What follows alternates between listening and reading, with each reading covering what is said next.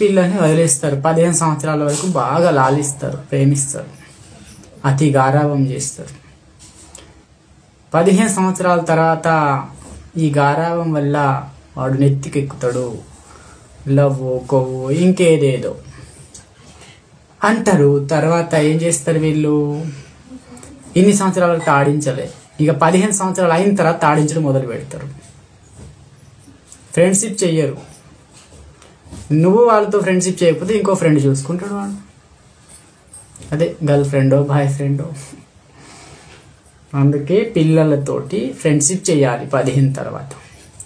కానీ ఇన్ని రోజులు 5 సంవత్సరాలు లాలించారు, ఓకే పర్వాలేదు, కానీ మిగతా 10 సంవత్సరాలు కూడా లాలిస్తూనే ఉన్నారు.